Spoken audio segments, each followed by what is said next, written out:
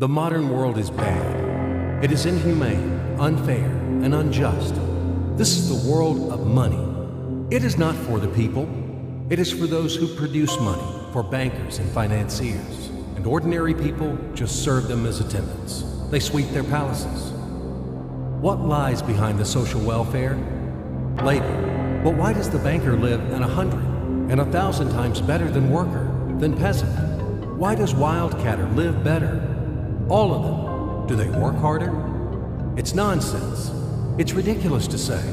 They do not even produce anything. No material values. But why? Don't you know? Moreover, perhaps you wonder with all sincerity now, reading all of this. Well, banker and worker, simple hard worker like me or my neighbor Johnny? It cannot be compared. Banker is a bank, money, relations, and contacts. But who are we together with Johnny? Nobody. Naturally, the banker lives better than we do. But there is nothing natural here. The point is that everyone got used to this state of affairs, and they took it for granted. As a matter of course, a banker has to live better, and it cannot be otherwise. But it may be otherwise. So why? Why does a banker work less, but live better? Better than worker or miner? However, intuitively, you've got the answer by yourselves. Because the banker is a bank. Money. Exactly, money. This is the whole point, the cornerstone. And about them, about the money, we should talk more in details. So, what is money? Have you ever thought about it? The calculation tool, the measure of labor? As we are told from childhood, almost from the cradle, we have to work, work, and work. The money won't fall down from the sky. They should be honestly and hardly earned, etc., etc., etc. Sounds familiar, doesn't it? Familiar and nauseating. Say it, by the way, to Abramovich, who honestly and hardly earned all his billions. Just for fun, say it. How to earn money honestly. You will laugh to death. Yes, we have to work, but what should we expect in the end? A small pension and half-starved old age? Poverty. You have spent all your life working on some oligarch. You have been taken away all your power, energy, and health. You've been squeezed like a lemon. And after that, you've just been thrown into the dustbin as the fulfilled material. Is this necessary? But this is the reality, horrific reality of modern society. This is what we should all expect in the end, almost certainly. Everything ends up this way for the vast majority of people in today's world, as it ended up for their mothers, fathers, grandmothers, and grandfathers, as it will end up in the present state of affairs for their children and grandchildren, great-grandchildren, then in turn for their children and grandchildren, and so on, the way of the world.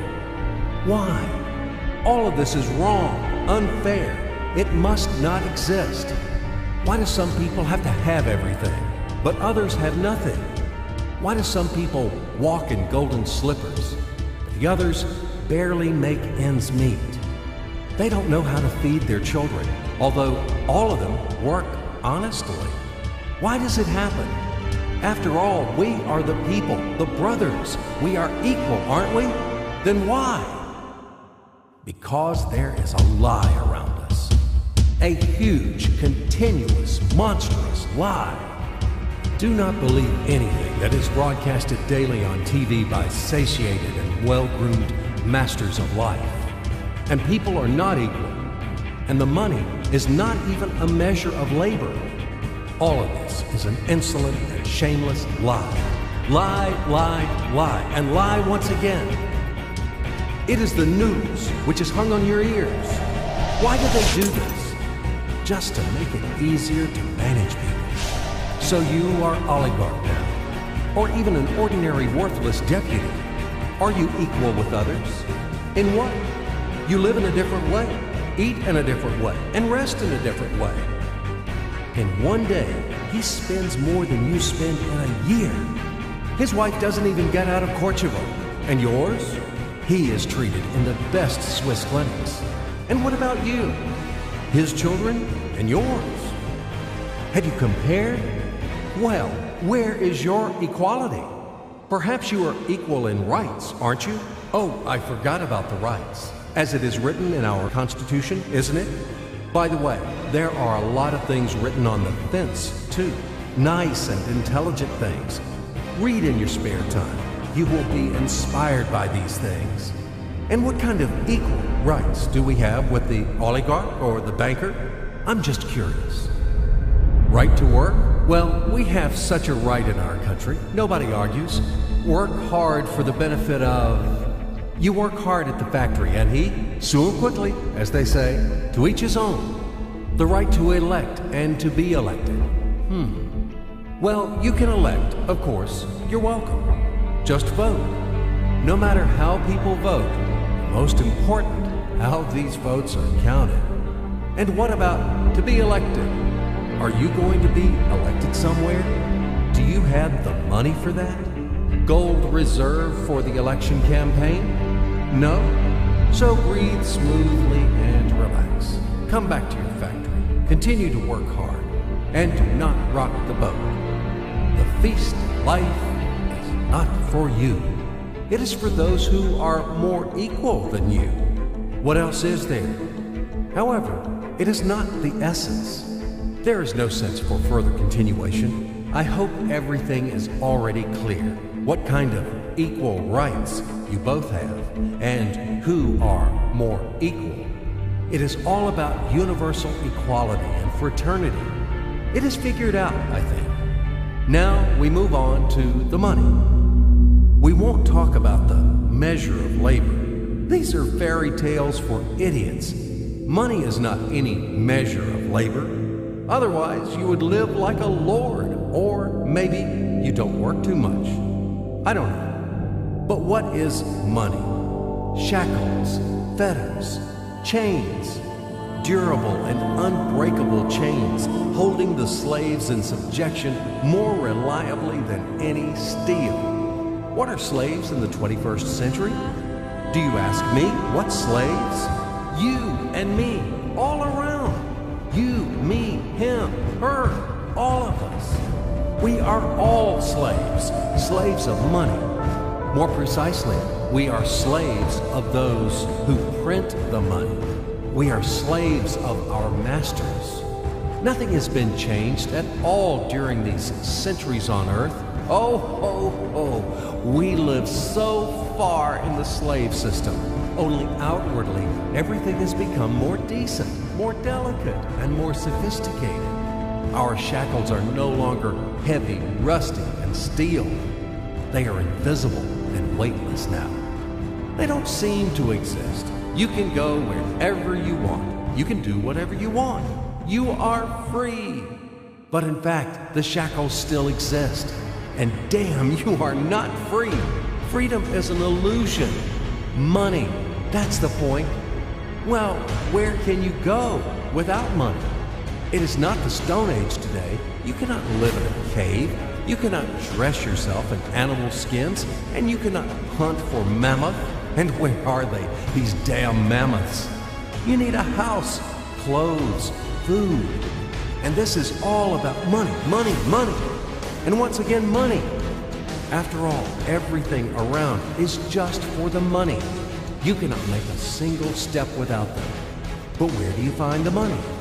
That's right, you have to earn them. Do you hear? Clatter of chains, whistling of the whip, and shouting of overseers. Have you ever thought that it is immoral to sell yourself? That it is a kind of prostitution to sell your own strengths, brain, time? What is the difference from the selling of your own body? Yes, but will you object that people have to work? If everybody would stop doing their jobs, what's going to happen then? We will resettle to the caves again, and we will get dressed in animal skins, won't we? That's right. Everything is right. It is very reasonable, logical, and easy to understand. As ABC, even I understood. That's what I'm talking about.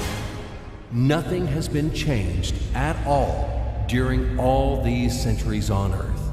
And these convincing arguments could be heard for sure in slave society, when the slaveholders had been trying to make understand their obstinate, blunt slaves who didn't want to work for them that it is necessary to work hard. Stupid slaves! And later, quite recently, in historical times, the landlords told their serfs, after all, if you stop to work, to plow, to sow, and reap, what's going to happen then? Our society will collapse, and we will die of hunger. We will run wild.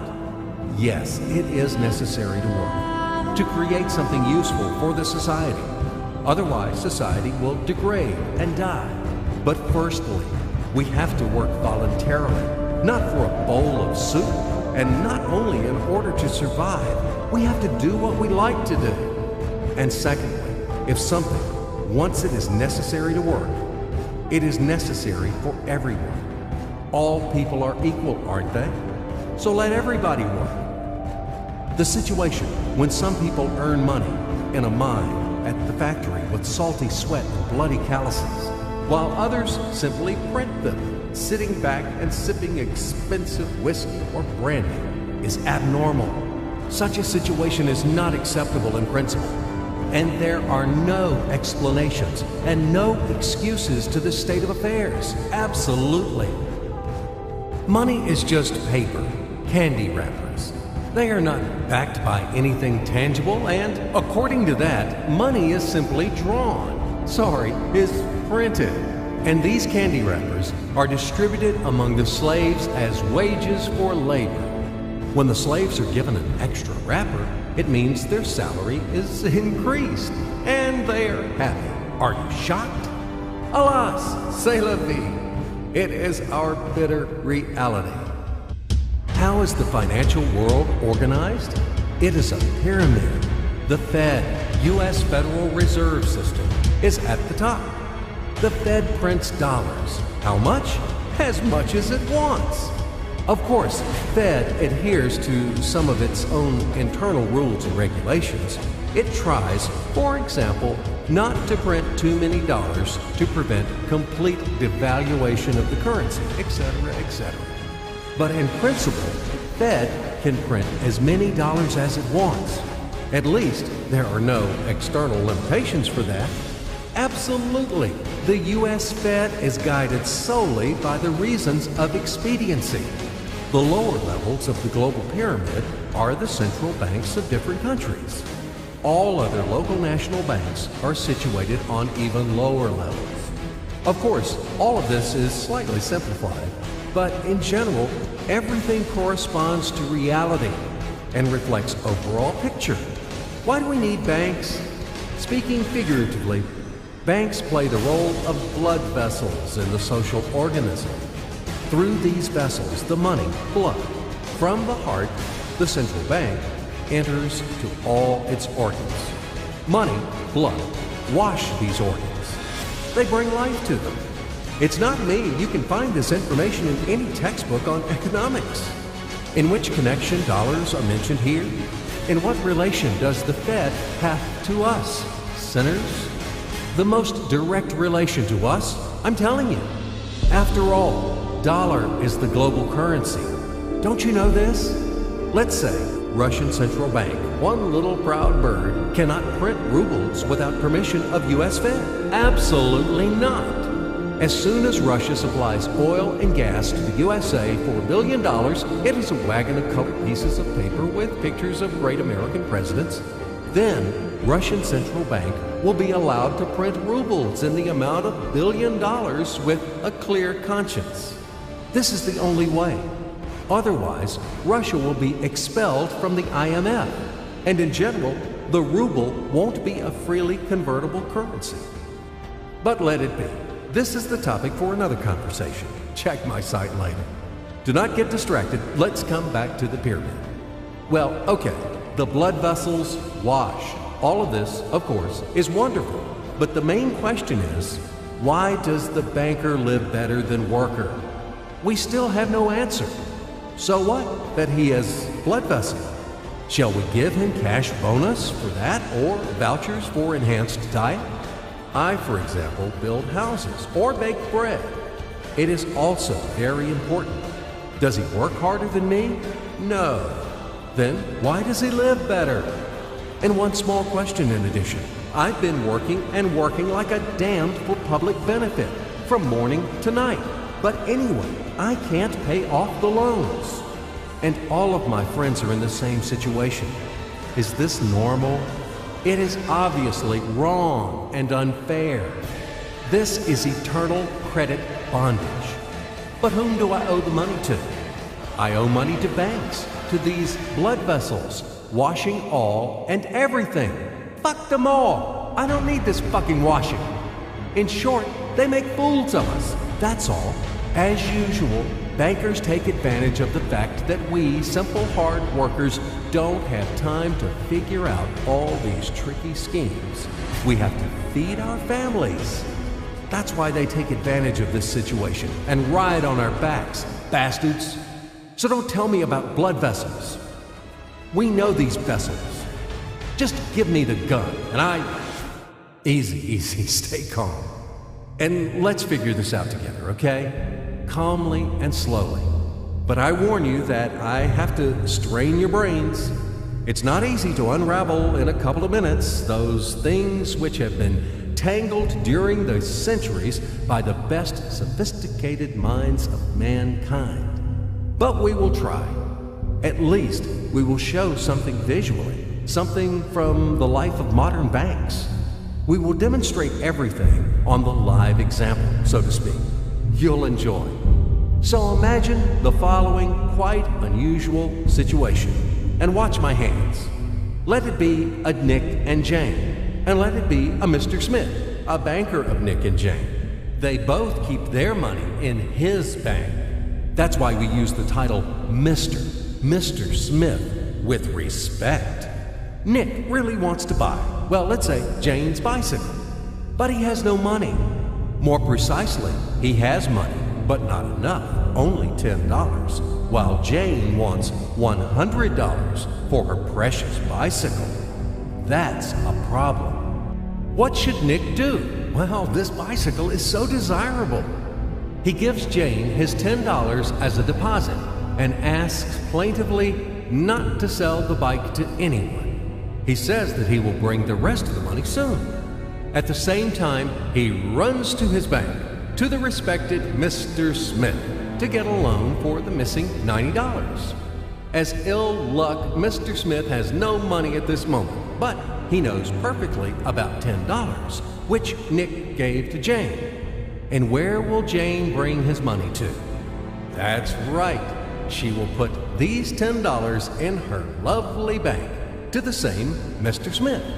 Therefore, Mr. Smith asks Nick to come back tomorrow, in the hope that tomorrow he will get these $10. And everything happens this way. The next day, Jane brings $10 to the bank. The bank provides Nick these $10 on credit. Nick immediately gives them to Jane. She again puts them in a bank. The bank again provides Nick these $10 on credit, etc. As long as Nick the fool will gather enough money for the bicycle. Don't you get confused yet? Be patient, I told you. These demons have been trying to confuse you during 1,000 years. These damn economists and financiers. But anyway, we will figure everything out. So what do we have in the end? Nick finally got the bike from Jane. Wow! But at the same time, Nick owes $90 to the bank, Mr. Smith. And the bank, in its turn, owes $100 to Jane. In other words, those $10, which existed initially, have magically turned into $200, $190 of debts plus real $10. But these $10 would also turn into $1,000, even in $1 million or $1 billion, if Nick would make a more expensive purchase. In this case, our $10 would make the increasing number of its cycles, circuits from hands to hands. That's it. So, what happens in today's world? SOS! It appears that banks also make money out of thin air and multiply them. Not only Fed can produce money, but banks either. In short, everybody can do this, except you and me. We are not in the business at this celebration of life. I would like to print or draw some money as well. In fact, these banks multiply money without any control. And we're still wondering why the banker lives better. What are naive fools are we? Now it is clear why. The one who produces the money, of course, lives better. But this is not enough. From this moment, poor Nick will never be able to repay his debts owed to the bank, no matter how hard he would work. Silly Nick doesn't know it yet, that he's in slavery to the bank, in credit bondage forever, because those $90 which he owes to Mr. Smith do not exist in nature at all. Sly Mr. Smith made his money out of nothing. He created them out of thin air, just one click. And $10 turned into $200. Yes, but you can object reasonably that the bank itself owes $100 to Jane, and it turns out that bank is in credit bondage to Jane, and it won't be able to repay its debts owed to Jane either. So where's the bank's profit? What's the trick? Ha! You ask what the trick is. The trick is in the fact that bank has a lot of such chains, thousands and millions, and they will never come for their money all at once.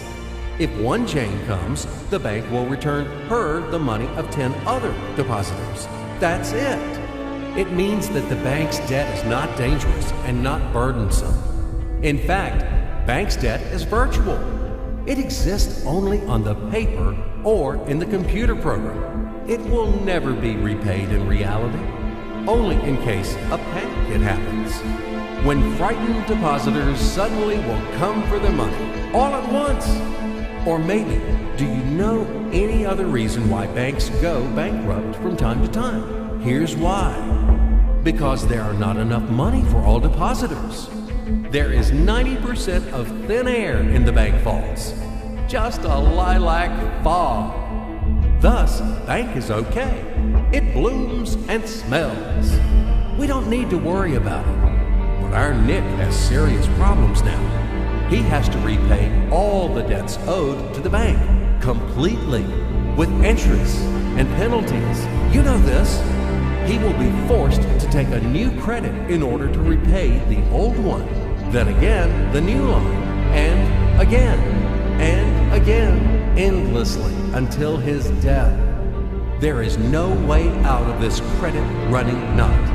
It does not exist in principle.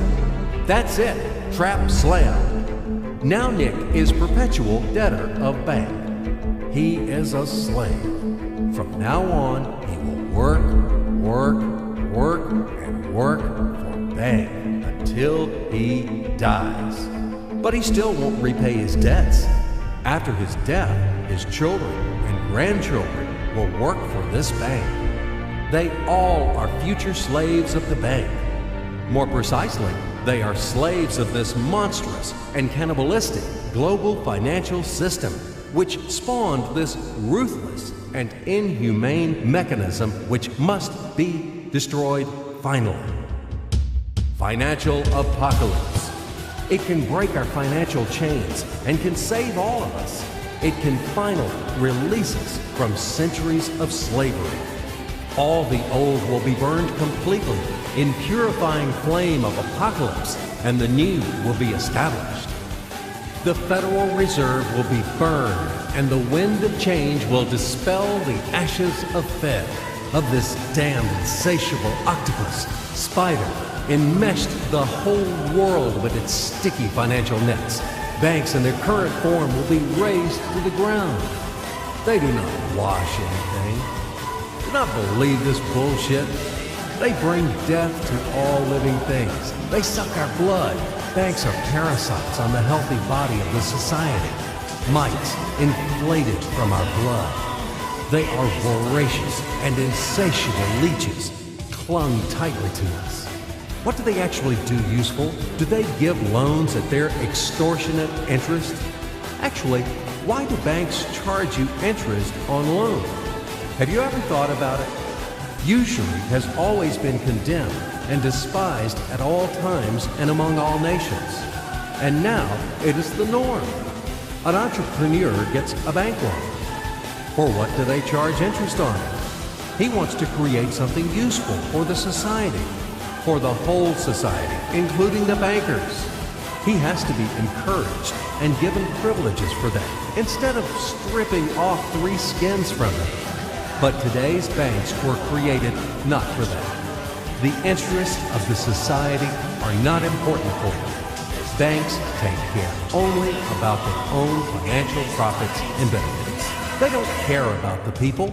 Today's banks are faithful servants of the Federal Reserve. They are greedy and avid bloodsuckers, small ghouls in the service of a giant and evil monster. Modern Earl Dracula, who plunged the whole world into financial bondage, and it sucks and sucks our blood. And it will continue to suck the blood of our children and our grandchildren if we don't stop and destroy it. Hammer an aspen stake to all the banks, and do not forget the silver bullets. Apocalypse, only financial apocalypse. We have no other choices. We are not slaves. We are the people, and we choose freedom. And this freedom is already on the threshold. Now, with the advent of MMM, financial apocalypse is inevitable. From now on, it's just a matter of time. Grain has been sown, and it will sprout. It is now sprouting, right now at this very moment, and it won't perish. What is MMM? Global Mutual Aid Society, Worldwide People's Bank, Financial Social Network. You can call it as you like. The point is not in the title. The point is that it is a voluntary and formal network of millions of people across the earth, people who rose up against financial slavery. They decided to declare war on the Fed and other banks and to win this war. In order to achieve this goal, they combined their money together, and it doesn't matter that separately their savings are not big. But there are a lot of people in MMM, millions, and together it is a tremendous force, invincible force, and this force is growing with each passing day. Indeed, due to what do the banks exist? Due to the oligarchs and the billionaires? No, they exist due to the same ordinary people who keep their meager savings in banks. MMM really knocks the bottom out of banks, opening people's eyes. Why do people keep their money in banks? Because there is no alternative. Banks are monopolies. Where should people bring their money? Like Jane, to Mr. Smith only? Not in this bank, so in another one? Not to Mr. Smith, so to another banker? His name will be Mr. Johnson. But anyway, it's the same shit. All of them are tarred with the same brush. All of them are native kids of kind and solicitous mother spider named Fed. They are little spiders. And now we have finally an alternative. MMM. It's yours. People help each other here. Today you have helped. Tomorrow you will be helped back. That's the principle of MMM. Do you want a fat banker to buy another limousine or another villa for your hard money? Do you want to become the next Nick or the next Jane? Do you want to be the next slave? It's better to join MMM and let your money help those who are in need right now. Low-income person, disabled person, pensioner, or mother of many children. Love thy neighbor, help him. MMM is a kind of giant common savings where all the people put their money in, and then they take them back as much as needed, as much as they need at this very moment. They do not seize, but they just take. In fact, a human being doesn't need a lot of money. It is only important the awareness that he has them. The only thing that is really necessary for everyone is the confidence in the future. MMM just gives this confidence to people. It gives the feeling of complicity, that you are not alone. You will always be helped in tough times. You won't be left alone. MMM is the unit of a new society, a brighter and cleaner society. It is the unit of the new world, where the money won't exist, where everything will be different, honestly and fairly. There will be no slaves and no masters, and everyone will work for pleasure and for the benefit of society. And the good will conquer the evil, finally. Everything will be in that new world. Certainly. Welcome to System MMM. SergeyMavroday.com. We are waiting for you. We can do a lot. We change the world, and we will change it. Everything will be MMM. Financial apocalypse is inevitable.